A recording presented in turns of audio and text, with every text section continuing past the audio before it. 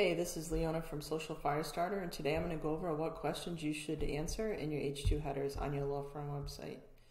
I'm going to cover 4 foundational factors. Number 1 has to do with relevancy. So whether you are including the questions and their answers in your H2 headings on a homepage, a service page, or even a blog post, that content should be relevant to the main topic on that page to create a cohesive relevancy throughout the page's content. Number 2, your header should not be an exact match keyword.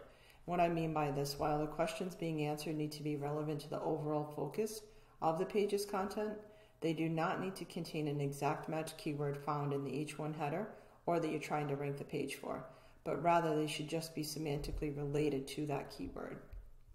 Number 3, you should consider the search volume.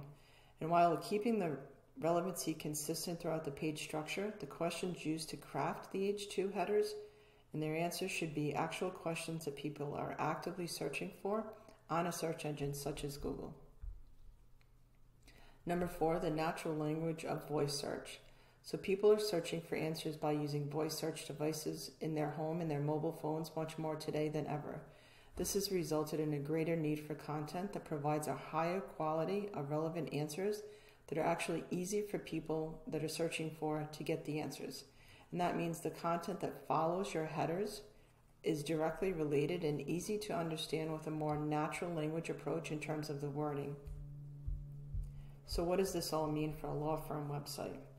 Well, according to Webmaster Trends analyst at Google, John Mueller, on a recent website Webmaster Hangout, he said we do, as in Google, uses headings when it comes to search, but we use them to better understand the content on the pages. So what this means is headings are used when it comes to searches online, but not just because of the words found in a given H2 header, but rather for the search engine to better understand the content that's going to come right after that heading.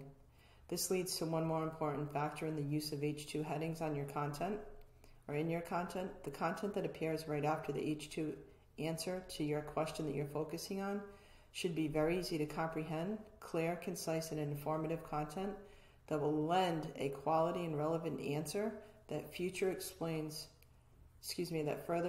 the answer used in the H2 heading. The more valuable and accurate that content is, the more likely your content will appear and be used in search results when someone's searching online. When it comes to a law firm's website content, writing answers that convey a sense of compassion and empathy for the reader, especially for the sensitive topics and types of cases you provide or you cover in your law firm on any given page, will keep that reader engaged. The longer a reader is engaged in your content on your site, the more likely they'll be given given page will be served to another person who's searching for that same question or the question's answer. And John Mueller also referenced to competitive search keywords and wanting to rank your page, to not get dug down into all of those details and variations, but instead try to make a way to have the content be easy to understand by Google and the context in which it's being used on your pages. So while the total search volume of keywords and topics may still be important in terms of an overall focus of your page, the content itself needs to be presented in a way that is easy to understand and sends a clear message or answer to the questions that are commonly asked about the types of cases you cover. If you have any questions about this or your content headings, use the link below and someone will get back to you shortly.